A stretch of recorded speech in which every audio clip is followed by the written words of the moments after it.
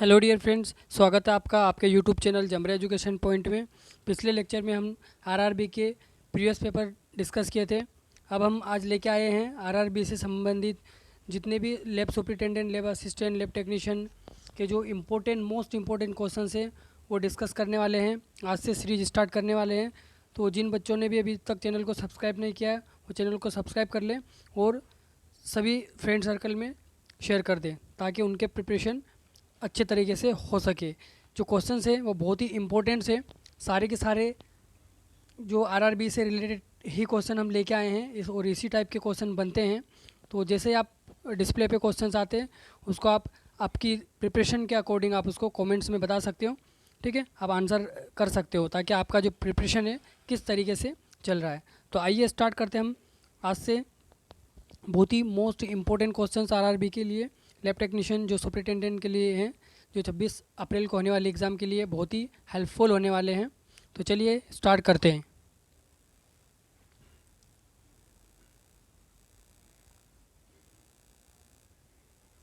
जैसे ही देखो क्वेश्चन बहुत ही इम्पोर्टेंट है तो आप भी आपके हिसाब से इसको टिक ज़रूर करें। Cell in hypertonic solution will, ठीक है, इस तरीके से क्वेश्चन हमेशा पूछा गया है, चाहे वो ग्रुप 5 हो, एनएचएम हो या आरआरबी, रेलवे आरआरबी हो, ठीक है, या सेंट्रल लेवल के भी क्वेश्चंस इस तरीके से बनते हैं। तो सभी के लिए हम प्रिपरेशन करवा रहे हैं। तो सभी लोग लाइक कमेंट्स ज़रूर करते रहें ताकि हमें भी मोटिवेशनल मिलता रहे। तो इसका आंसर आप बताइए। इसमें पूछा गया कि हाइपरटोनिक विलियन में कोशिका को जब हम रखते हैं तो कोशिका क्या हो जाएगी? स्वेल एंड ब्रस्ट हो जाएगी, डिहाइड्रेट हो जाएगी, ठीक है। इसमें डबल डबल ऑप्शन दिया गया है। जो सी का ऑप्शन है वो रीहाइड्रेट है, ठीक है, और नोट भी अफेक्टेड, और कोई अफेक्ट नहीं होगा, ठीक है।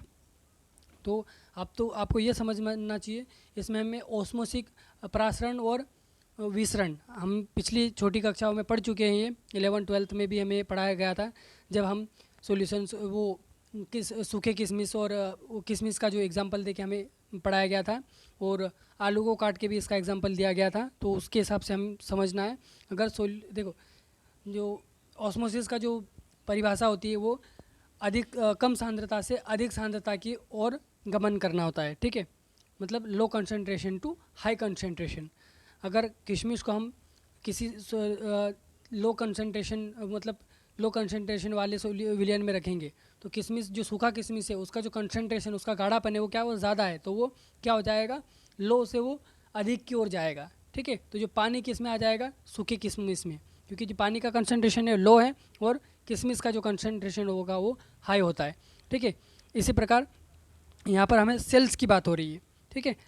तो सेल्स को अब हम हाइपरटेनिक, ठीक है, अगर हाई कंसंट्रेशन की ओर रखेंगे तो वो क्या करेंगे, वो जो सॉल्यूशंस क्या होगा वो सेल्स को स्वेलिंग एंड ब्रस्ट कर देगा, डिहाइड्रेट कर देगा, रिहाइड्रेट कर देगा, या कोई अफेक्ट नहीं करेगा। तो आपके हिसाब से आपको बताना है कि इसका जो राइट आंसर क्या होने वाला है, फिर हम उसका आंसर बताएंगे। चलिए, तो ये करेगा, डिहाइड्रेट कर देगा, ठीक है। उसमें क्या क्या हो जाएगा, वो कोशिका के अंदर से पूरा जो पानी को क्या करेगा, वो पूरा निकाल देगा, क्योंकि जो कंसंट्रेशन है वो हाइपरटोनिक सॉल्यूशन है, मतलब ज़्यादा सांद्रता है, ठीक है, और सांद्रता ज़्यादा है और जो कोशिका की जो सांद्रता क्या है वो कम है। तो अभी मैंने बताया था कि जो ऑस्मोसिस का जो जो डेफिनेशन होती है वो कम सांद्रता से अधिक सांद्रता की ओर करना, गमन करना, ठीक है, या ट्रांसफ़र होना है। तो जो हाइपरटोनिक सॉल्यूशन है उसकी सांद्रता क्या ज़्यादा है, मतलब वो ज़्यादा गाढ़ापन है, ज़्यादा कंसंट्रेशन वाला है, तो वो क्या करेगा, वो अब वो हमारे सेल्स के अंदर जो वाटर्स है, ठीक है, जो लिक्विड है उनको वो अपने अंदर खींच लेगा, ठीक है। इसीलिए इसका जो राइट आंसर है बी, डिहाइड्रेट कर देगा, ठीक है। अगर हाइपोटोनिक में रखता है तो ज़रूर उसमें स्वेल्ड और ब्रस्ट कर देता है जब हमारी कोशिका फूल जाती है, ठीक है। तो इस तरीके से क्वेश्चन हमेशा पूछा गया है। अब ध्यान रखें हाइपरटोनिक और हाइपोटोनिक। अगर हाइपोटोनिक में रखेंगे अब उसकी कंसंट्रेशन क्या है, कम है, मतलब जो सॉल्यूशन की कंसंट्रेशन वो कम है, तो वो क्या करेगा, वो कोशिका के अंदर घुसेगा, सेल्स के अंदर जाएगा, क्योंकि उसकी कंसंट्रेशन कम है ना। जैसे अगर पानी की बात करेंगे, जैसे पानी की बात करेंगे, पानी के अंदर कोशिका को रखेंगे तो कोशिका क्या है, एकदम गाढ़ा है वो, उसका कंसंट्रेशन क्या ज़्यादा है, तो वो पानी का कंसंट्रेशन क्या कम है, मतलब वो हाइपो है, तो वो कम कंसंट्रेशन से अधिक कंसंट्रेशन की ओर गमन करेगा और जो हमारी जो सेल्स होगी वो स्वेल हो जाएगी, स्वेलिंग हो जाएगी, फूल जाएगी और वो फूट सकती है, ब्रस्ट हो सकती है, ठीक है, हाइपो की कंडीशन में, ठीक है। क्योंकि ये बहुत ही डिफ़िकल्ट को है, इसको अच्छे से समझे। इसी तरीके से समझना हमें, हाइपर का मतलब कंसंट्रेशन ज़्यादा है और हाइपो का मतलब है कंसंट्रेशन कम है, ठीक है। चलिए, तो आप आई होप कि समझ गए होंगे।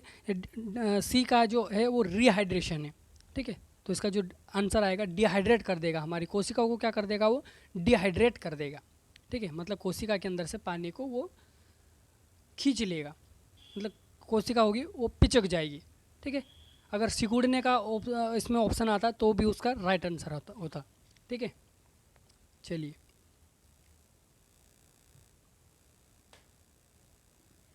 The solution used to fix the pap smear, ठीक है। एक अभी जो प्रीवियस क्वेश्चन हमने डिस्कस किया था उसमें पूछा गया था कि जो नॉर्मली स्मीयर होती है, ठीक है, उसको किससे फिक्स करते हैं, ठीक है, सिर्फ वो। तो इसीलिए मैंने अब उसको क्या हुआ, पेप स्मीयर का भी पूछ सकता वो।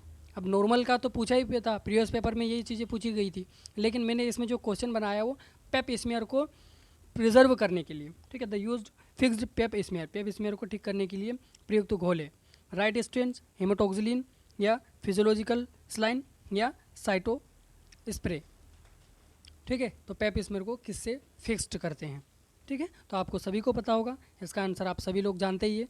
तो फटाफट इसका आंसर कमेंट्स करेंगे, ठीक है। कमेंट्स करने पे आपको आपका जो एक अनुभव है वो आपको पता चलता है कि आपके कितने आंसर करेक्ट जा रहे हैं। देखो, करेक्ट अगर जाते हैं तो सामने वाले को क्या हो जाता है कि हौसला मिलता है, ठीक है। अगर कभी भी पढ़ते समय हमें किसी भी चीज़ को ज़्यादा कठिन समझ के नहीं करना है। फॉर एग्जांपल के लिए अगर हम जैसे कोई एक रुई है, ठीक है, रुई को मतलब बहुत सारी रुई को हाथ पे रखेंगे तो वो क्या, हमारा हाथ क्या करेगा, कन्फ्यूजन, वो रुई हमारे हाथ से गिर जाएगी, ठीक है। भले वजन उसमें कम है लेकिन वो क्या एकदम फैला ज़्यादा है, ठीक है, उसका जो स्ट्रक्चर से बहुत ज़्यादा है, मतलब वो हाथ के लिए कठिन है। उसी प्रकार हमारे दिमाग में भी अगर किसी चीज़ को कठिन मान कर चलते तो हमारा दिमाग भी उसको ज़्यादा देर तक नहीं सहन करता है, ठीक है। वो जो हाथ पे रखी रुई कभी थोड़ी देर में वो गिर जाएगी। अगर उतना ही वजन हम कोई बाट अगर रख ले, ठीक है, या कोई जो सॉलिड चीज़ रख ले तो हम उसको कई समय तक उठा के रख सकते हैं। उसी प्रकार हमारे दिमाग को किसी भी मतलब जो भी हम लोग पढ़ते हैं उसको कठिन समझ कर उसको आसान समझ कर दिमाग में रखो, ठीक है। तो आप दिमाग को आसान समझ के रखोगे तो वो ज़्यादा दिन तक और कई सालों तक टिक सकता है आपके दिमाग में। क्योंकि देखो, ज़्यादा कोई वजन हम हाथ पे रखेंगे तो उसको ज़्यादा देर तक हम लोग नहीं उठा पाते हैं, ठीक है, और वो हमारे हाथ से गिर जाता है। ऐसा ही हमारा दिमाग का भी है। अगर हम पढ़ाई को भी अगर कठिन मानेंगे तो वो ज़्यादा देर तक आपके दिमाग में नहीं रहेगी, ठीक है। चलिए, तो इसका जो राइट आंसर है, सभी ने कमेंट्स कर दिया होगा कि इसका जो राइट आंसर क्या होने वाला है, ठीक है। सभी लोग जानते हैं कि जो साइटो स्प्रे होता है, ठीक है, उससे हम लोग जो पेप स्मेयर होती है, ठीक है, पेप स्मेयर मतलब साइटोलॉजी का ही एक होता है मोस्टली। जो अब इसका कलेक्शन भी पूछा जाता है कि इसका पेप स्मेयर कौन कलेक्ट करता है, तो ट्रेनेड नर्स भी कर सकती है और गायनिक करती है, ठीक है। अब ऑप्शंस के ऊपर डिपेंड करना, अगर उसमें गायनिक मेंशन है तो गायनिक, अगर अब ट्रेनेड नर्स आ गई, ठीक है, और ऑल ऑफ द अबव आ गया तो आप उस हिसाब से आंसर कर सकते हो, ठीक है। तो जो पेप स्मेयर को होता है वो साइटो स्प्रे से हम उसको फिक्स्ड करते हैं। और नॉर्मल की बात करेंगे, नॉर्मल जो स्मेयर होता है उसको हम फॉर्मलिन से उसको क्या करते हैं, उसको फिक्स करते हैं, ठीक है।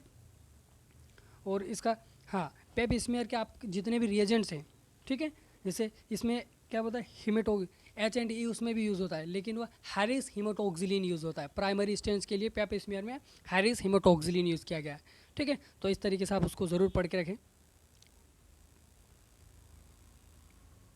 चलिए, देखो, ये क्वेश्चन पूछा गया था, इस क्वेश्चन को मैंने डाइवर्ट किया है। उसमें पूछा गया था प्लेटलेट का पूछा गया, और मैंने यहाँ पर लेके आया हूँ आरबीसी का पूछा गया, ठीक है। तो blood for on RBC count must be prepared from, ठीक है, आरबीसी की गणना के लिए रक्त तैयार किया जाना चाहिए, EDTA, साइट्रेट, हेपेनाइज या ऑक्सीडेटेड ब्लड, ठीक है। उसमें प्लेटलेट के लिए पूछा गया था और यहाँ पर आरबीसी के लिए। तो इस तरीके से क्वेश्चन बन सकते हैं, WBC के लिए पूछ सकते हैं, ठीक है। इस तरीके से आपको पढ़ के रखना है, आरबीसी WBC सभी के लिए। तो उसमें वहाँ पर प्लेटलेट के लिए था और यहाँ पर मैं एक क्वेश्चन को लेके आया हूँ आरबीसी के लिए, ठीक है। तो आरबीसी के लिए कौन सा होगा, फट से कमेंट में बताएंगे, सभी लोगों को बता। देखो क्वेश्चन बहुत इजी आते हैं, सबका पढ़ा हुआ तो रहता है, लेकिन कन्फ्यूज़न हो जाते हैं, कन्फ्यूज़न नहीं होना है। तो चलिए इसका जो आंसर होगा हमारा ए। भाई प्लेटलेट हो, आरबीसी हो, डब्ल्यूबीसी हो, सभी के लिए हम लोग एडीटीए ब्लड ही यूज़ करते हैं। ठीक है। Ethylene diamine tetra acetic acid, इसका एडीटीए का फुल फॉर्म आप ज़रूर याद कर लेना, क्योंकि ऐसा बहुत सारे जो चारों ऑप्शन में कुछ करेक्शन करके दे देते हैं। तो इथाइलिन का वो एडीटीए का पूरा नाम, उसमें थोड़ा सा वेरिएशन करके दे देते हैं। ठीक है। तो इस तरीके से आप तैयारी कर ले। साइट्रेट ब्लड कहाँ यूज़ होगा, हेब्रेनाइज ब्लड कहाँ होगा, ऑक्सीडेटेड ब्लड होगा कहाँ यूज़ होगा, ये सारी चीज़ें तो आपको पता ही है, लेकिन फिर भी एक बार रिवाइज कर लो। ठीक है। तो जितने भी हमारे कोगुलेशन फैक्टर है वो साइट्रेट ब्लड से हम लोग लगाते हैं। हेब्रेनाइज ब्लड हम मतलब जैसे ओटी से में सडनली हमें टेस्ट लगाना होता है, तो हेब्रेनाइज ब्लड जो हेब्रेनाइज ट्यूब होती है उससे हम लोग यूज़ कर लेते हैं। चलिए ठीक है। तो इसका आरबीसी हो, डब्ल्यूबीसी हो, प्लेटलेट हो, हम एडीटीए ब्लड ही यूज़ करेंगे।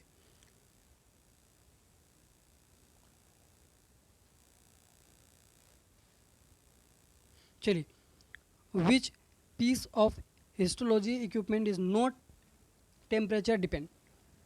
ठीक है। ऊतक विज्ञान उपकरण का कौन सा हिस्सा तापमान पर निर्भर नहीं करता, वैक्स, टिश्यू प्रोसेसिंग, माइक्रोटोम या एम्बेडिंग सेंटर। चलिए ठीक है। टेम्परेचर के ऊपर डिपेंड नहीं करता, वैक्स तो डिपेंड करता है। ठीक है। तो ये तो हमारा ऑप्शन नहीं होगा। ठीक है। इसमें भी नहीं पूछा गया कि कौन टेम्परेचर के ऊपर डिपेंड नहीं करता है। ठीक है। देखो ऐसे ऐसे क्वेश्चन पूछे जाते हैं, ये बहुत ही एक ट्रिकी टाइप का क्वेश्चन है, क्योंकि अभी बच्चों का बहुत सारे बच्चों का कॉल मैसेज आते हैं, क्योंकि ग्रुप 5 में हमने ऐसी प्रिपरेशन करी थी जो इसमें लगभग 13 से और भी बहुत सारे बच्चों के अभी गिनती में 13 बच्चों का सिलेक्शन होने जा रहा है। ठीक है।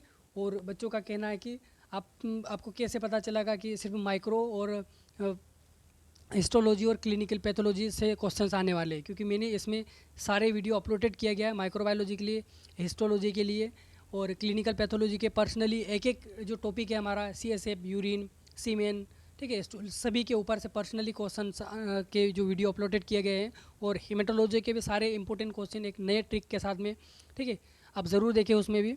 ठीक है। हिस्टोलॉजी में तो सारे लगभग हमने बहुत ही इंपॉर्टेंट क्वेश्चंस को मेंशन किया गया, तो आप वहाँ से भी देख सकते हो। ठीक है। तो चलिए इसका आंसर क्या आने वाला है, कौन डिपेंड नहीं करता है। भाई वैक्स की बात करेंगे तो मेरे मुंह से निकल ही गया कि वैक्स तो टेम्परेचर के ऊपर डिपेंड होगा। ठीक है। अगर वैक्स टेम्परेचर बढ़ाएंगे तो वैक्स पिघल जाता है। ठीक है। चलिए, तो इसका जो राइट आंसर हम लोग देखेंगे सी। भाई सी क्यों आया, क्योंकि जो टिश्यू प्रोसेसिंग में भी तो एम्बेडिंग आता है। ठीक है। एम्बेडिंग आता है ना, और एम्बेडिंग सेंटर खुद ही वही बात हो रही है, एम्बेडिंग में हम लोग पैराफिन वैक्स का यूज़ करते हैं। तो वैक्स तो वो आ ही गया, तो वैक्स भी उसका होगा। टिश्यू प्रोसेसिंग में खुद एम्बेडिंग एक अलग आएगा, डिहाइड्रेशन, रिहाइड्रेशन, फिक्जेशन, एम्बेडिंग, स्टेनिंग, तो एम्बेडिंग तो उसमें भी आ रहा है। ठीक है। और एम्बेडिंग सेंटर तो खुद ही है। तो ये सारी चीज़ें, और माइक्रोटोम को कोई लेना देना नहीं है उसमें। ठीक है। माइक्रोटोम टेम्परेचर बढ़ जाएगा घट जाएगा उसको काटने से मतलब है, इसीलिए इसका जो राइट आंसर है माइक्रोटोम। ठीक है। चलिए इस तरीके से समझे, क्योंकि माइक्रोटोम का मतलब होता है उसका टेम्परेचर से क्या लेना देना है, उसको तो सिर्फ कटिंग करने से मतलब है, इसलिए इसका जो राइट आंसर है माइक्रोटोम। ठीक है। तो इस तरीके से क्वेश्चन घुमावदार क्वेश्चन आते हैं थोड़े ट्रिकी तरीके से। तो हम भी कोशिश कर रहे हैं कि जो एग्जामिनर सोचता है उसी तरीके से क्वेश्चन लेके आए हैं। ठीक है। जो एग्जामिनर सोचता है हम भी वही सोच कर क्वेश्चन लेके आ रहे हैं, कि अगर एग्जामिनर इस तरीके से सोचता है तो हम भी इसी तरीके से क्वेश्चन आपको प्रोवाइड करवाएं। ठीक है। इसीलिए ये ना सोचे कि हमें अच्छा प्लेटफॉर्म मिल गया तो हम ही तैयारी कर ले। देखो तैयारी सिलेक्शन होना या वो नहीं होना वो तो आपकी मेहनत के ऊपर है, कि आप कितना पढ़ते हो, कितनी मेहनत करते हो, कितना सोच समझ के पढ़ते हो। ठीक है। कितना वहाँ पर टिक पाते हो। ठीक है। तो जितने भी आपके फ्रेंड सर्कल है सभी को कंटेंट प्रोवाइड करवाएं। ठीक है। सभी का भला करें। हम तो सोचते हैं कि ज़्यादा से ज़्यादा बच्चों का सिलेक्शन हो। ठीक है। तो आप भी आपके फ्रेंड सर्कल में सभी को शेयर कर दें। ठीक है। ताकि उनका जो प्रिपरेशन भी अच्छा हो तो वो भी बेटर तरीके से कर सके। चलिए इसमें बताएंगे, during tissue processing what is the correct sequence of steps, ऊतक प्रसंस्करण के दौरान चरणों का सही क्रम क्या है। ठीक है। ये वही वाली बात आ गई है इसमें, अभी हमने ऊपर डिस्कस किया है, क्योंकि हिस्टोलॉजी और माइक्रोबायोलॉजी और क्लिनिकल पैथोलॉजी ये ही इसी के ऊपर अभी सबसे ज़्यादा क्वेश्चन बन रहे हैं, तो आप भी इसी की तैयारी करें। ठीक है। जो भी आपको डाउट होगा वो आप कमेंट्स में ज़रूर बताएं। ठीक है। जितने भी आप सारे डाउट आपके क्लियर किए जाएंगे। और चैनल पे अपना एक वेबसाइट डली हुई है, उसमें व्हाट्सअप ग्रुप का भी एक लिंक डली है, तो आप व्हाट्सअप ग्रुप में भी जुड़ सकते हो। ठीक है, चलिए, तो आप सभी देखो, टिश्यू प्रोसेसिंग को आप पूरी जो कम्प्लीटली टिश्यू प्रोसेसिंग है, इसमें तो कुछ पॉइंट है, लेकिन आपको सारे पॉइंट एक सीरियल स्टेप बाय स्टेप आपको याद कर लेना है। कम से कम 5 से 6 इसके पूरे स्टेप्स है जो टिश्यू प्रोसेसिंग है किसी किसी में। अब वो देखो, आप तो 5 से 6 कर ही लो, लगभग 6 पूरे कम्प्लीटली 6 स्टेप है, लेकिन आप पूरे 5 या 6 सभी कर लो। ठीक है, जैसे यहाँ 3, वो क्या होगा, कुछ भी आगे पीछे करके पूछ लेते, कभी 3 पूछ लेते, कभी 5 पूछ लेते, कभी 4 पूछ लेते, कभी 6 भी पूछ सकते हैं। ठीक है, तो आप पूरे 6 कंप्लीट कर लो कि पहले क्या आता, उसके बाद क्या आता, उसके बाद क्या था, उसके बाद क्या, क्योंकि वो एक एक छोड़ के भी पूछ लेता है, तो आपको कन्फ्यूज़न नहीं होना है। ठीक है, तो पहले क्या करते, क्लियरिंग करते, डिहाइड्रेशन करते और इन्फिल्ट्रेशन करते। तो भाई सबसे पहले क्लियरिंग कैसे करेंगे, तो ये तो ऐसे ही गलत हो गया। ठीक है, तो ये दोनों गलत हो गए। क्लियरिंग सबसे पहले क्लियरिंग तो करेंगे ही नहीं। ठीक है, हाँ डिहाइड्रेशन कर सकते, तो इसमें हमारा ए और बी तो ऐसे ही गलत हो गए, क्योंकि सबसे पहले तो हम उसको फिक्सेशन करेंगे, फिक्सेशन करने के बाद में उसको डिहाइड्रेशन कर देंगे, डिहाइड्रेशन करने के बाद में उसको क्लीनिंग करेंगे, क्लीनिंग करने के बाद में एम्बेडिंग करेंगे, एम्बेडिंग करने के बाद में उसको हम लोग स्टेनिंग करेंगे, और स्टेनिंग करने के बाद में हम माइक्रोस्कोपिक करेंगे। ठीक है, सही स्टेप आप लिख लो। सबसे पहले हम लोग क्या करेंगे, फिक्सेशन करेंगे, फिक्सेशन करने के बाद में अब वो क्या होता है, उसका जो फिक्जेटिव होता है वो टिश्यू के अंदर चले जाता है, इसलिए हमें उसको डिहाइड्रेट करना होता है। ठीक है, अब डिहाइड्रेट करने के बाद में उसमें वो जो पानी चले जाएगा, तो उसको हम क्या करेंगे, उसको क्लियरिंग करेंगे। ठीक है, क्लियरिंग करने के बाद में उसको क्या करेंगे, एम्बेडिंग करेंगे, और एम्बेडिंग करने के बाद में उसको हम कटिंग करेंगे।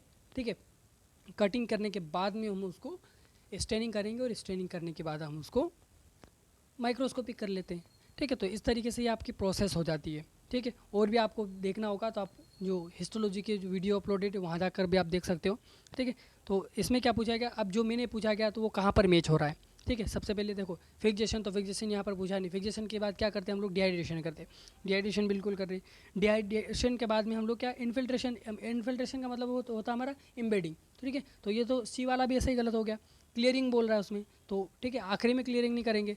तो सब डिहाइड्रेशन हमने क्या बताया था, फिक्सेशन, फिक्सेशन के बाद में डिहाइड्रेशन, डिहाइड्रेशन के बाद में हम लोग उसको क्या करेंगे, क्लियरिंग करेंगे, क्लियरिंग करने के बाद में क्या करेंगे, हम उसको एम्बेडिंग या इन्फिल्ट्रेशन करेंगे, इन्फिल्ट्रेशन करने के बाद में कटिंग, और कटिंग के बाद में स्टेनिंग, और स्टेनिंग के बाद में हम उसको माइक्रोस्कोपी। तो ये 6 से 7 है। ठीक है, सॉरी मैं तो 6 ही बता रहा था, लेकिन जो टोटल स्टेप है वो 7 है, तो आप सातों को एक अच्छे से पढ़ लें।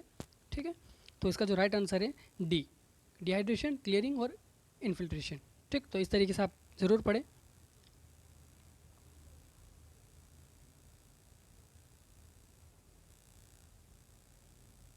चलिए इसका आंसर देंगे, which is the following define to biopsy, biopsy की निम्नलिखित परिभाषा क्या है। तो देखो कैसा घुमावदार क्वेश्चन है, सिर्फ समझने के लिए। देखो आपको जो कंटेंट दिए जाएंगे, आपको इतना सीख मिल जाएगी, आपको इस जो कंटेंट है, इन कंटेंटों से अगर आपके पास इस तरीके से क्वेश्चन आते। ठीक है, देखिए यूट्यूब पर जितने भी प्लेटफॉर्म पे वही क्वेश्चंस नहीं आते, लेकिन उससे को रिलेटेड हम बुकों में भी पढ़ के आते, लेकिन वही के वही ऑब्जेक्टिव नहीं आते। ठीक है, उससे रिलेटेड क्वेश्चंस आते, तो इस तरीके से आप अगर सीख जाओगे, ठीक है भाई, टॉपिक तो वही रहेगा ना, जो क्वेश्चन होगा वो क्या होगा, आगे पीछे होकर देगा वो। ठीक है, तो इस तरीके से आपको समझना है, तो उस वही एकदम समझ के तरह से एक अनुभव के तौर पर। ठीक है, आपको एक अनुभव शेयर करना चाहता हूँ मैं, कि क्या किस तरीके से हमें क्वेश्चंस को समझना होता है। याद सभी को रहता है, मैं बार बार बोलता हूँ, सब लोग घुट चुके हैं, BMLT DMLT का जो सिलेबस है वो सब रट चुके हैं, उसके बाद भी सिलेक्शन नहीं हो पा रहा है, तो वो कहीं ना कहीं एक अनुभव की कमी है, एक्सपीरियंस की कमी है, तो वही एक आपको नए तौर से हम आपको देना चाहते हैं। ठीक है, तो किस तरीके से सोचे, जो मेन होता है वो सोच के ऊपर ही है। Which is the following define to biopsy. अब बायोप्सी देखो, बायोप्सी मतलब होता है हमारा ऑपरेशन थिएटर में, जो प्रीवियस क्वेश्चंस भी इसके ऊपर से आया हुआ है। ठीक है, जो प्रीवियस क्वेश्चंस के अंदर RRB का जो प्रीवियस जो क्वेश्चन पेपर है उसमें भी इसके ऊपर जो क्वेश्चन आया है, इसलिए उसको मैं घुमावदार एक ट्री के तरीके से लेके आया हूँ। ठीक है, तो बायोप्सी का मतलब होता है हमारे ऑपरेशन थिएटर से जो मांस का टुकड़ा, ठीक है, वहाँ से ऑपरेशन थिएटर के अंदर कुछ किसी को लीवर प्रॉब्लम हो रही है, या किसी को किडनी प्रॉब्लम हो रही है, तो कहीं पर भी शरीर में जो ऑर्गन्स हैं हमारे, ठीक है, फंक्शनल ऑर्गन है, उनमें कुछ इन्फेक्शंस हो रहा है, वो उनका कुछ, ठीक है, लीवर सिरोसिस हो रहा है, या कुछ भी वो इन्फेक्शन हो रहा है। ठीक है, तो वहाँ से क्या हुआ, एक उस ऑर्गन से एक जो भी इन्फेक्टेड एरिया होता है वहाँ से क्या लेते हैं, उसका एक छोटा सा पीस लेते हैं, ठीक है, उसको ही बोलते हैं बायोप्सी, ठीक है। तो इसमें मेज कहाँ कर रहा है वो, the removal of biological fluid, अब बायोलॉजिकल फ्लूइड बोल दिया तो ये तो गलत है, ठीक है। The removal of an organ, भाई एक पूरे ऑर्गन को ही रिमूव नहीं करना है, ठीक है, पूरे ऑर्गन को ही रिमूव नहीं करना है, तो ये भी हमारा गलत है, ठीक है। अब पोस्टमार्टम एग्जामिनेशन, पोस्टमार्टम का जो एग्जामिनेशन आता है उसको हम लोग विशरा बोलते हैं, और हमारी लैंग्वेज देखो, नॉर्मल लैंग्वेज में विशरा बोलते हैं और हमारी लैंग्वेज में उसको ऑटोप्सी बोलते हैं, नॉट बायोप्सी, ठीक है, उसको ऑटोप्सी बोलते हैं, ठीक है। तो हमारा जो राइट क्या है, accessing of a representative tissue sample, ठीक है, एक रिप्रेजेंटेटिव करने के लिए, उसका एक एनालिसिस करने के लिए हम जीवित मांस का टुकड़ा लेते, किसी चीज़ से थोड़ा सा एक्सेस, उसका थोड़ा सा पार्ट्स लेते, तो जो राइट आंसर है हमारा डी होता है, ठीक है। तो इस तरीके से समझे। अरे आप किसी को बायोलॉजिकल अगर देख के ही पहले वाला लगा देगा, लेकिन उसमें फ्लूइड मेंशन कर दिया, और बी वाले में क्या कर दिया, पूरा ऑर्गन, पूरा की पूरे ऑर्गन को क्या करवाएंगे हम लोग, ठीक है। तो इसका, इसलिए भी ये इसका राइट आंसर नहीं होगा। और सी का तो पोस्टमार्टम बोले, तो पोस्टमार्टम में विसरा होता है, और जो नॉर्मल लैंग्वेज में विसरा, और हमारी लैंग्वेज में, मेडिकल लैंग्वेज में हम उसको ऑटोप्सी बोलते हैं, नॉट बायोप्सी, ठीक है। और जो डी का आंसर एक्सेसिव, ठीक है, एक्सेजन, कोई लीजन से एक पार्ट लेते हैं, उस चीज़ को एक्सेसिंग बोलते हैं, और रिप्रेजेंटेटिव टिश्यू सैंपल, ठीक है। तो इस तरीके से हमें इसका जो राइट आंसर है डी है। चलिए, fixation is important in tissue processing because it, ठीक है, क्योंकि ये क्या काम करता है, उत्तक प्रकरण में स्थिरीकरण का महत्वपूर्ण है, क्योंकि ये क्या करता है, preservate of cell morphology change and shrinkage, या allow tissue be examine in the life like condition, या फैसिलिटीज अ स्टेनिंग प्रोसेस। तो ये सारे के सारे इसमें फिक्सेटिव के फंक्शन है, ठीक है। आप ध्यान से पढ़ोगे, पहले में क्या बोला गया, प्रिजर्वेशन ऑफ सेल मॉर्फोलॉजी की चेंज नहीं होने देता है, और ना ही उसको श्रिंकेज होने देता है, ना ही सिकुड़ने देता है, ठीक है। वो जो सेल जो पिचुक रही थी उसको हम श्रिंकेज बोलते हैं, ठीक है। लेकिन जितनी हम नॉर्मल लैंग्वेज यूज़ करेंगे उतना आपके दिमाग में जाएगा, इसलिए मैं जानबूझकर ऐसी लैंग्वेज, नॉर्मल लैंग्वेज यूज़ करता हूँ, ताकि आपको जो आसानी से एक सरल भाषा में, क्योंकि मेरा जो कॉन्सेप्ट ये है एक आसान भाषा में समझाऊँ, ठीक है, एक ताकि जो अनुभव है आप ले सको, जो क्वेश्चंस का जो अनुभव है, समझने का जो तरीका है वो आप अब उसको अडेप्ट कर सको, ठीक है। चलिए, तो इसका जो राइट आंसर डी आया। डी क्यों आया आप देख ही रहे हो, क्योंकि prevention of cell morphology changes, क्योंकि सेल की मॉर्फोलॉजी चेंजेस नहीं होने देता है, फिक्सेटिव बिल्कुल। Allow the tissue examine life like, बिल्कुल उसको ज़्यादा समय तक उसको एक कंडीशन प्रोवाइड करवाता ताकि वो ज़्यादा समय तक अच्छी बनी रहे, ठीक है। और फैसिलिटीज़ द स्टेनिंग प्रोसेस, ताकि अच्छे से अब उसको ये सारी चीज़ें रहेगी तो स्टेनिंग भी तौर तरीके से होगी। तो इसका जो राइट आंसर है ऑल ऑफ द एबव। चलिए, the liquid portion of blood remain after a clot has form is called, थक्का बनने के बाद रक्त का बचा हुआ तरल भाग कहलाता है। तरल भाग क्या कहलाता है, बफी कोट केट कहलाएगा, सीरम कहलाएगा, प्लाज्मा कहलाएगा, या लिम्फ कहलाएगा, ठीक है। तो आपको इसको आंसर बताना है फटाफट। देखो, आप भी आपकी प्रिपरेशन के अकॉर्डिंग इसका आंसर कर सकते हो कि इसका जो राइट आंसर क्या होने वाला है, ठीक है। अब बफी कोट आप जानते हो, बफी कोट क्या होता है, तरल, ये भी एक लिक्विड फॉर्म में ही होता है, लेकिन ये जो लिक्विड और सॉलिड के जो बीच का पार्ट को हम लोग बफी कोट बोलते हैं, जिसको हम प्लेटलेट और डब्ल्यूबीसी के अकॉर्डिंग उसको जानते हैं, ठीक है। तो इसके ऊपर से भी क्वेश्चन बनते हैं, ठीक है। तो जो थक्का बनने के बाद जो रक्त बचा हुआ तरल भाग, तरल मतलब लिक्विड है, तो लिक्विड कौन सा कहलाएगा, सीरम, ठीक है। तो इसका जो राइट आंसर है हमारा बी, सीरम कहलाएगा, ठीक है। बफी कोट किसको, बफी कोट होता है हमारा लिक्विड और सॉलिड के बीच का पार्ट को बोलते हैं, जो एक सफ़ेद सफ़ेद जो पार्ट्स होता है जिसके अंदर क्या प्रेजेंट होता है, प्लेटलेट्स और डब्ल्यूबीसी। वो जो नीचे वाला भाग होती है, जो सेल्स होती है, वो हमारी आरबीसी है, और ऊपर वाला हमारा सीरम, ठीक है। तो ऊपर वाले की बात हो रही है, सुपरिटेंडेंट, ठीक है। जब हम सेंट्रीफ्यूज करते हैं तो दो भागों में हमको मिलता है, एक लिक्विड और एक सॉलिड। तो जो लिक्विड होता है उसको सुपरिटेंडेंट ऊपर, और सेडिमेंटेशन जो सेडिमेंट हो जाता है, जम जाता है, वो नीचे बैठ जाता है, उसको हम आरबीसी से या सेडिमेंट बोलते हैं, ठीक है। तो इस तरीके से क्वेश्चन भी बनते हैं, तो आप जरूर लिख लें, नोट कर लें। चलिए, which test could not be performed on a serum sample, कौन सा परीक्षण सीरम नमूने पर नहीं किया जा सकता, आयरन, विटामिन B12, या टोटल लिपिड, या क्लोटिंग फैक्टर, ठीक है। तो आप इसमें जानते हो, सिंपल सी बात कही गई है इसमें, ठीक है। तो अब जो इसमें बात करेंगे आयरन, तो आयरन हम सीरम से भी लगाते हैं, ठीक है। इसमें क्या कौन सा परीक्षण सीरम नमूने से नहीं किया जा सकता, सीरम से नहीं लगा सकते। तो आपको पता होना चाहिए कि आयरन तो हम सीरम से लगाते हैं, ठीक है। विटामिन B12 भी सीरम से लगा लेते हैं और टोटल लिपिड तो हम सीरम से ही लगाते हैं। लेकिन जो क्लोटिंग फैक्टर्स होते हैं वो साइट्रेट ब्लड से लगाते हैं हम लोग, ठीक है। कोगुलेशन फाइल प्रोफाइल अपन बोलते हैं ना, तो वो क्लोटिंग फैक्टर्स जो होते हैं वो सीरम से नहीं लगाते, ठीक है। कोगुलेशन फैक्टर सीरम से नहीं लगाते, तो इसका जो राइट आंसर है हमारा क्लोटिंग फैक्टर, ठीक है। तो इस तरीके से आप ज़रूर पढ़ें, समझने वाली बात है इसमें, ठीक है। चलिए, डीहीमोग्लोबिनाइजेशन इज़ रिलेटेड विथ, डीहीमोग्लोबिनाइजेशन किससे संबंधित है?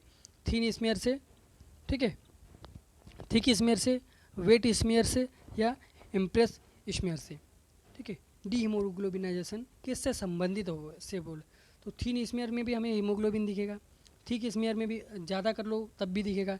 इम्प्रेशन मतलब उसको ऐसे ही जो पेशेंट आता है उसकी उंगली हम पिक करके डायरेक्ट उसको इम्प्रेस कर देंगे स्लाइड के ऊपर और माइक्रोस्कोपिक में देखेंगे तब भी हमें हीमोग्लोबिन दिख जाएगा, ठीक है। इसमें डी हीमोग्लोबिनाइजेशन पूछा गया है जिसमें हीमोग्लोबिन दिखेगा ही नहीं, ठीक है। तो वेट स्मीयर से, अगर स्मीयर गीली है तो हमें हीमोग्लोबिन नहीं दिखेगा, ठीक है। तो सी इसका राइट आंसर है। तो ऐसे हमें समझना है। देखो ऐसी चीज़ें बुकों में नहीं है, जो एग्जामिनर भी बुकों को नहीं देखते आजकल, ठीक है। बुकों को देखकर वो उससे रिलेटेड क्वेश्चन बनाते हैं, ठीक है।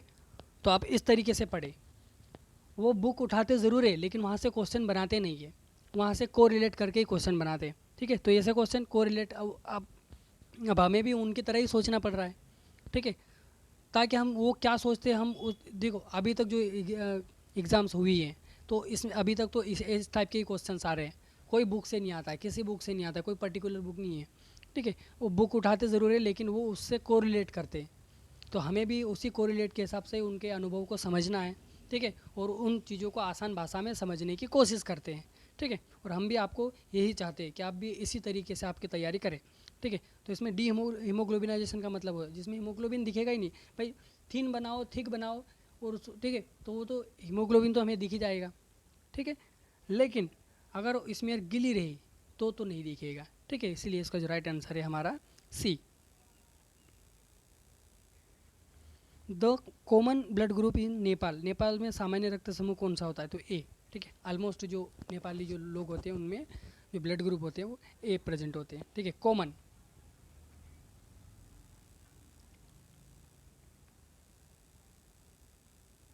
चलिए, which of the following known as RBC diluting fluid, RBC diluting fluid, देखो ये सारी चीज़ें तो पूछी जाती है। आरबीसी, डब्ल्यूबीसी, प्लेटलेट और इजिनोफिल, इजिनोफिल न्यूट्रोफिल तक जाता है। और इनके जो सॉल्यूशन है इनके ऊपर से क्वेश्चंस आता है कि एक क्वेश्चन तो आपका पक्का है। बस ये 4-5 चीज़ें याद रख लो, आसानी से याद रख लो, ठीक है। एक तरफ आरबीसी डब्ल्यूबीसी लिख लो और एक तरफ उनके फ्लूइड्स के नाम लिख लो, ठीक है।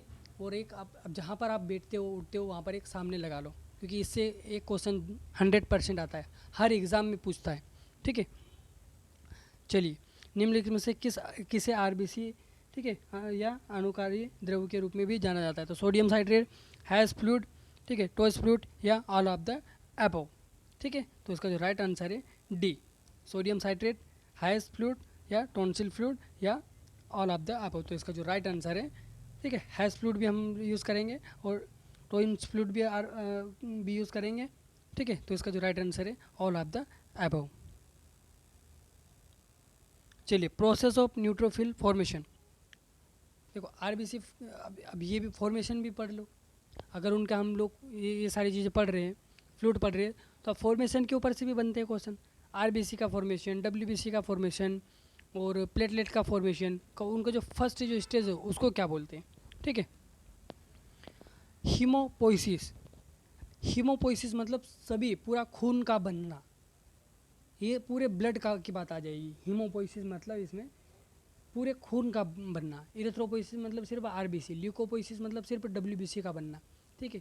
थ्रोम्बोपोइसिस मतलब सिर्फ प्लेटलेट का बनना। लेकिन इसमें हीमोपोइसिस मतलब हीम मतलब तो ब्लड, और ब्लड बन रहा है तो पूरे ब्लड का बनना, ठीक है। एम्ब्रियोजेनेसिस, अब ये तो एम्ब्रियो की बात आ गई, ठीक है।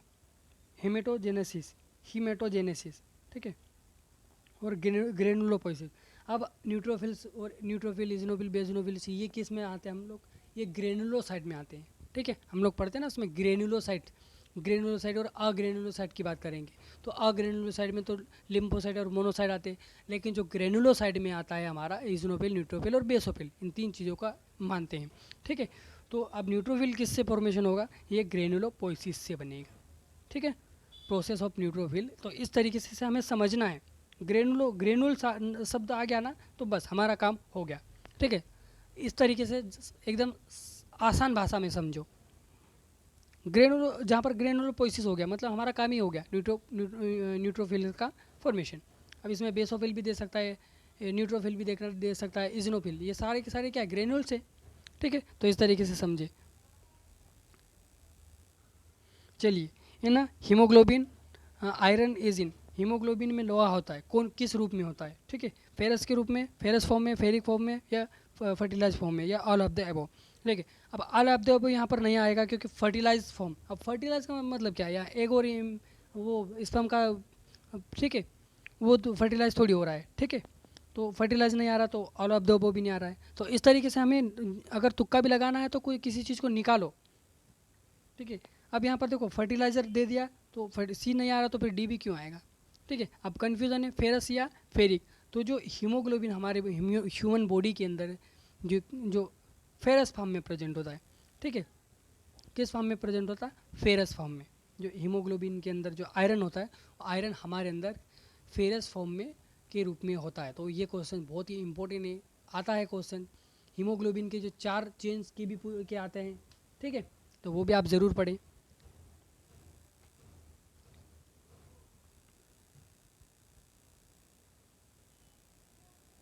चलिए, advantage of absent of nucleus in RBC, RBC में केंद्रक की अनुपस्थिति का लाभ क्या है, ठीक है।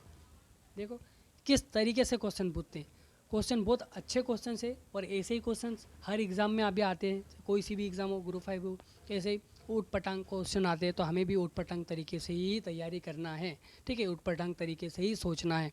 तो देखो इसके हिसाब से क्या आएगा इसका आंसर, आप खुद ही पढ़ो और खुद ही इसका कमेंट्स में बताओ कि इसका आंसर क्या होने वाला है, ठीक है। It gives to biconcavity of RBC, ठीक है।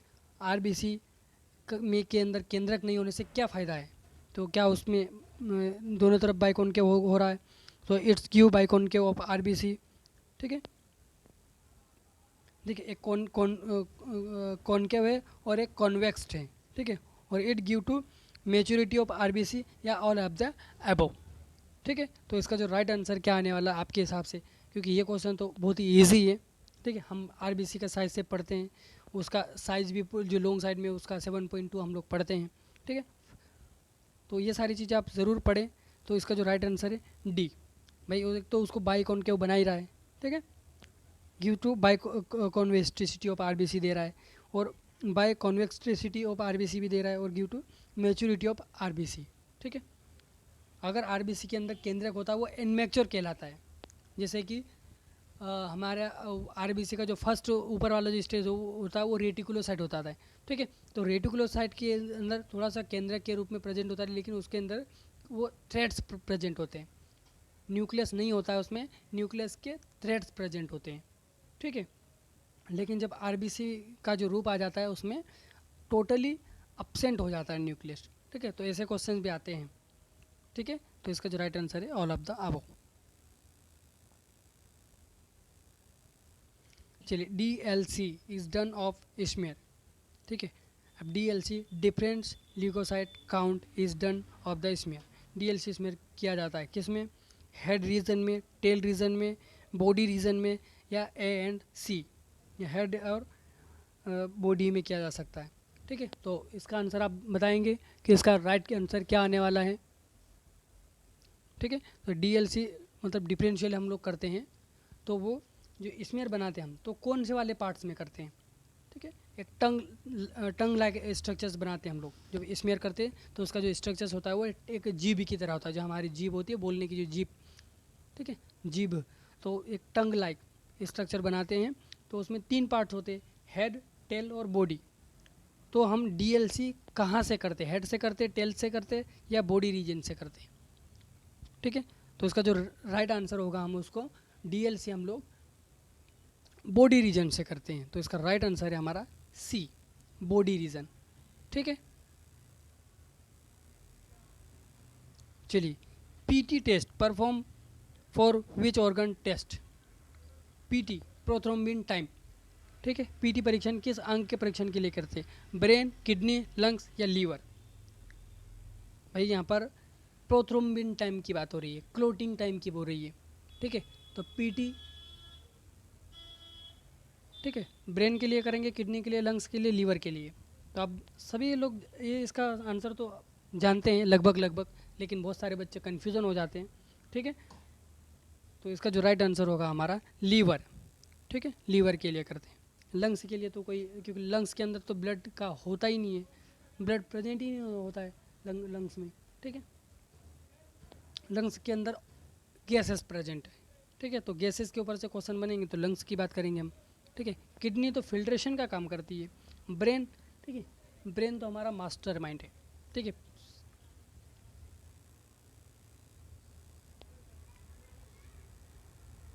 Most common anaemia in Nepal is,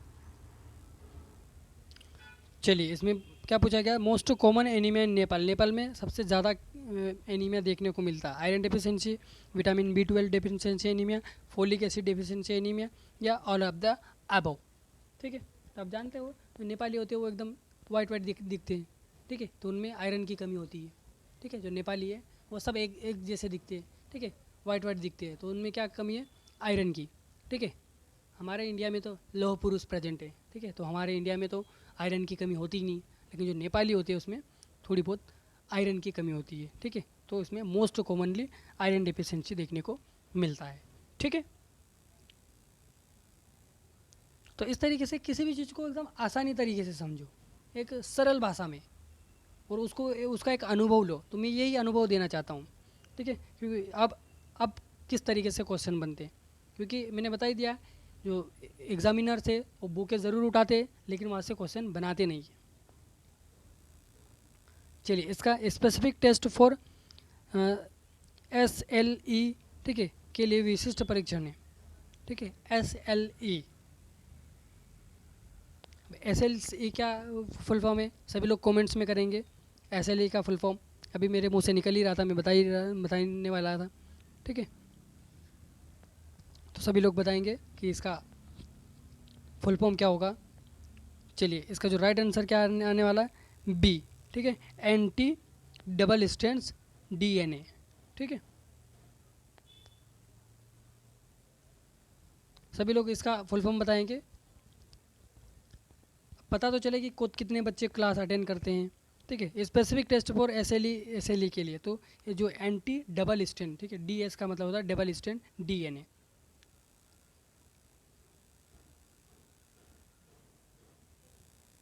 normal myeloid और उसका जो रेशियो होता है, इरेथ्रोइड रेशियो होता है, वो तो आपके सामने दिख ही गया है, 2.2:1, ठीक है। अगर माइलॉइड सीरीज़ 2 है तो उसका जो इरेथ्रोइड सीरीज़ हुआ होगी 1, ठीक है। चलिए,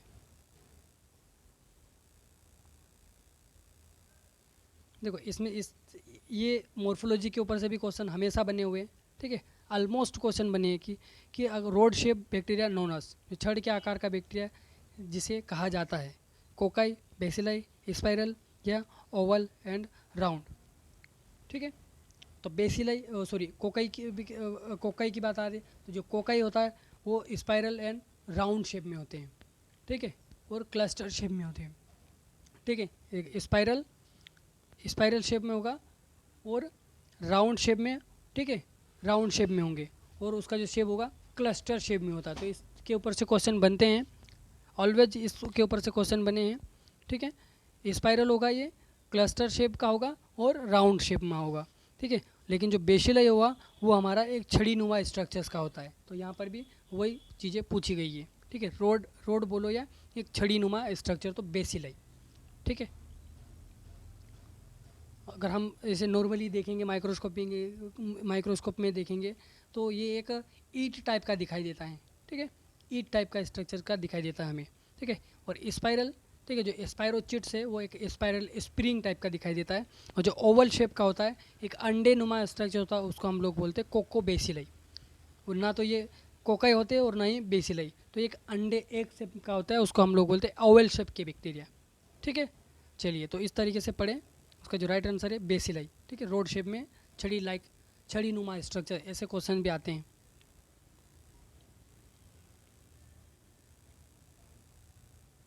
चलिए, फादर ऑफ माइक्रोबायोलॉजी के जनक कौन है? लुईस पास्चर से, रॉबर्ट कोच है, एंटोनी वॉन ल्यूवेनहुइक है, या नॉल्सन रूस्का?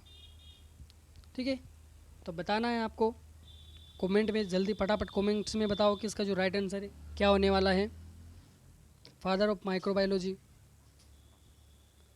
चलिए, सभी क्या आंसर बताओ। लुईस पास्चर ने क्या क्या रिसर्च की थी, रॉबर्ट कोच ने क्या अपना योगदान दिया था, एंटोनी वैन ल्यूवेनहुइक और नॉल्सन रूस्का, ठीक है। तो एंटोनी वैन ल्यूवेनहुइक को तो सभी जानते हैं, इन्होंने सिंपल माइक्रोस्कोप की खोज की थी, ठीक है। तो सबसे पहले कोशिका को भी इसी ने देखा था, ठीक है। कोच बेसिलाई, ठीक है, रॉबर्ट कोच ने दी थी। पॉस्चराइजेशन टेक्निक लुईस पास्चर ने दी थी, ठीक है, मिल्क पॉस्चराइजेशन। तो फादर ऑफ माइक्रोबायोलॉजी का जो जनक मानते हैं उसको हम लुईस पास्चर को, ठीक है, father of microbiology Louis Pasteur, ठीक है। अगर मॉडर्न की बात करेंगे तो रॉबर्ट कोच।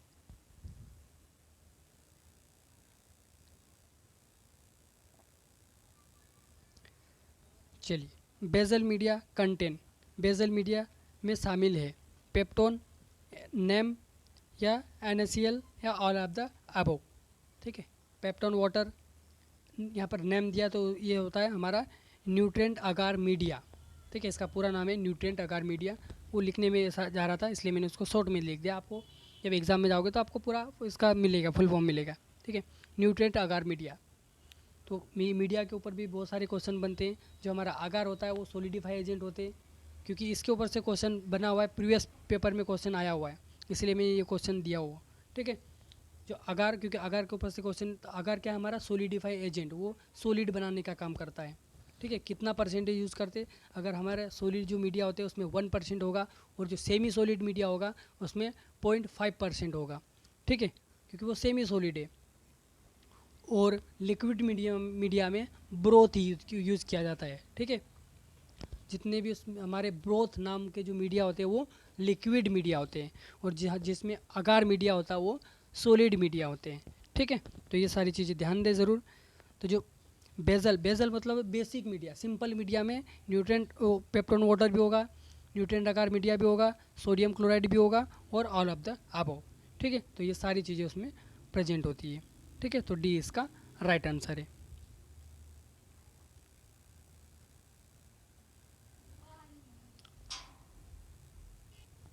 चलिए, ये बहुत ही इम्पोर्टेंट क्वेश्चन है, इम्पोर्टेंट सारे क्वेश्चन से आपको समझना है। और जो हम एक्स्ट्रा चीज़ें बता रहे हैं वो भी आप नोट ज़रूर कर लें, ठीक है। एक रफ कॉपी 10 रुपये की कॉपी ले लें और आप उसमें नोट करते जाएं, ज़्यादा पैसे खर्च करने की ज़रूरत नहीं है, ठीक है। क्योंकि जो आपको मटेरियल मिलेगा फ्री ऑफ कॉस्ट मिलेगा, सारा मटेरियल मिलेगा। आई होप ग्रुप 5 की तरह आपकी RRB में भी अच्छी से प्रिपरेशन हो। तो जेन एंड निल्सन स्टेन को, उसको किस नाम से जेंस और निल्सन के दाग खालिस्तान के रूप में भी जाना जा सकता है, ठीक है। तो ग्राम पॉजिटिव स्टेनिंग के रूप में, एसिड फास्ट स्टेनिंग के रूप में, नेगेटिव स्टेनिंग के रूप में, या ग्राम नेगेटिव स्टेनिंग के रूप में, ठीक है। तो जो जेंस एंड निल्सन स्टेन उसको हम एसिड फास्ट स्टेन के नाम से भी, ठीक है। तो जेंस एंड निल्सन स्टेन को दूसरा नाम है जो एसिड फास्ट स्टेनिंग, ठीक है। किसके लिए करते हैं हम ये? माइकोबैक्टीरियम ट्यूबरकुलोसिस के लिए। तो इसके जो स्टेनिंग के जो रिएजेंट है बहुत ही इंपॉर्टेंट है, हमेशा पूछा गया है। Carbol fuchsin, sulphuric acid. अब सल्फ्यूरिक एसिड कितना यूज़ किया जाता है वो हम अगर माइकोबैक्टीरियम ट्यूबरकुलोसिस के लिए, क्योंकि क्वेश्चन आया हुआ है, प्रीवियस क्वेश्चन में पूछा गया था कि माइकोबैक्टीरियम जो लिप्राई के लिए कितना कंसनट्रेशन सल्फ्यूरिक एसिड का यूज़ किया जाता है। तो जो लिप्राई में हम लोग सल्फ्यूरिक एसिड 5% लेंगे और माइकोबैक्टीरियम ट्यूबरक्लोसिस में हम लोग 25% लेंगे, 25%। ठीक है, तो क्वेश्चन बना था इसीलिए मैं इस क्वेश्चन को लेके आया हूँ। ठीक है भाई, उस क्वेश्चन में पूछा गया, इसी तरीके से क्वेश्चन बन रहे, यहीं से क्वेश्चन बन रहे, तो जो आगे जो क्वेश्चन भी पूछेगा तो क्वेश्चन तो यहीं से बनने वाला है, टॉपिक यही रहने वाला है।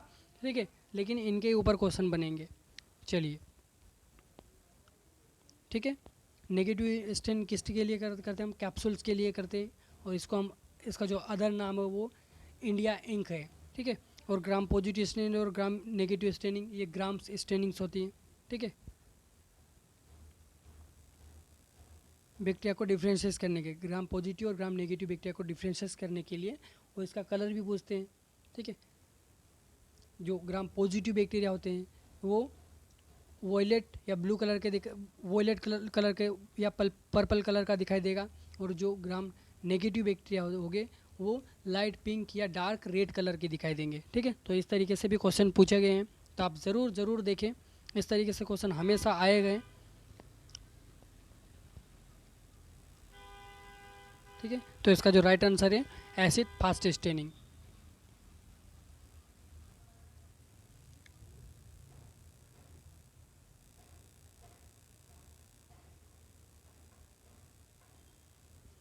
चलिए, इससे साइज ऑफ वायरस, ये कहीं ना कहीं ऐसे क्वेश्चंस आते हैं।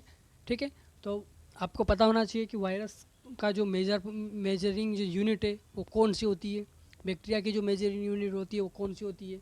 ठीक है, क्योंकि इसके ऊपर से क्वेश्चन हमेशा बने हैं। ठीक है, ये जो नंबर तो आपको ऐसा ही दिया हुआ है। ठीक है, नंबर आपको कुछ भी, क्योंकि वायरस का साइज़ एक ही नहीं होता है, वायरस का जो साइज़ होता है वो इस नंबर, इसमें नंबर से कोई लेना देना नहीं है। हमें मेन जो चीज़ें देखनी है उसकी यूनिट, क्यों, जैसे बैक्टीरिया को हम किसके मापते हैं? माइक्रोमीटर से। ठीक है, बैक्टीरिया को मेज़र करने की जो यूनिट है वो माइक्रोमीटर है, लेकिन जो वायरस है, वायरस बैक्टीरिया से भी 1000 गुना छोटा है। कितना? 1000 गुना छोटा है, तो उसकी जो यूनिट होती है नैनोमीटर। ठीक है, और जो हमारी जो देखने की जो कैपेसिटी है वो हम सिर्फ तक देख सकते हैं। कितना देख सकते हैं? 20 तक हम देख सकते हैं, इससे छोटा हम नहीं देख सकते। ठीक है, तो हमारा जो तक हम देख सकते हैं, लेकिन बैक्टीरिया क्या होता है? वो से भी छोटा है, तो वो माइक्रोमीटर होते हैं। ठीक है, माइक्रो एम, म्यू एम जिसको प्रदर्शित करते हैं। ठीक है, म्यू एम। लेकिन जो वायरस का जो है वो नैनोमीटर। और सबसे ऐसे क्वेश्चन आता है, ग्रुप 5 में क्वेश्चन आया था कि सबसे छोटी जो यूनिट क्या है, तो वो एनएम है, नैनोमीटर। इससे बारीक कोई यूनिट है ही नहीं। ठीक है, क्योंकि वायरस है, वायरस क्या बहुत छोटा है। ठीक है, तो वायरस को नापने के लिए हम नैनोमीटर का यूज़ करते हैं। ठीक है, यहाँ पर 10 से 400 नैनोमीटर दे दिया है। ठीक है, तो इसका जो राइट आंसर है हमारा ए ही आएगा, नैनोमीटर ही आएगा, क्योंकि 10 से 400 माइक्रो यूएम। ठीक है, वो माइक्रोमीटर है। ठीक है, म्यू, लेकिन वो म्यू आया नहीं इसमें। ठीक है, टाइपिंग में वो 10 से 400 mm, 10 से 400 सेंटीमीटर, ये तो बहुत बड़ा हो गया। ठीक है, तो इस हिसाब से इसका जो राइट आंसर है वो ए है। तो इसी तरीके से हम और भी क्वेश्चंस लेके आने वाले हैं, तो ज़्यादा से ज़्यादा बच्चों को शेयर कर दें, और जिन बच्चों ने अभी तक सब्सक्राइब नहीं किया वो चैनल को सब्सक्राइब कर लें, क्योंकि हम फ्री में आपको सारी चीज़ें इतनी मेहनत कर रहे हैं, तो आप भी एक हेल्प, आपका योगदान दे ही सकते हो। ठीक है, तो एक आपको क्लिक ही तो करना है, तो आपका एक 3 सेकंड चाहेंगे हम, जिससे आप भी, हमें ऐसा लगना चाहिए कि बच्चे पढ़ रहे हैं, बच्चे हमें सपोर्ट कर रहे हैं। हम आपके एक उज्जवल भविष्य की कामना करते हैं कि आपका ग्रुप 5 की तरह आरआरबी में का जो प्रिपरेशन है वो बेटर से बेटर हो। ठीक है, हम संभवतः कोशिश करेंगे, और एक से बढ़कर एक क्लासेस लेके आने वाले हैं। तो ठीक है, सब्सक्राइब कर ले ताकि आपका जो नोटिफिकेशन आने वाला है वो आप तक मिल सके।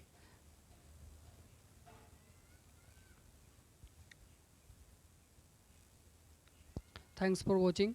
एक के बाद एक क्लासेस लेके आने वाले हैं, तो सभी लोग सब्सक्राइब ज़रूर कर लें, हमें भी मोटिवेशन मिलता रहेगा। Thanks for watching.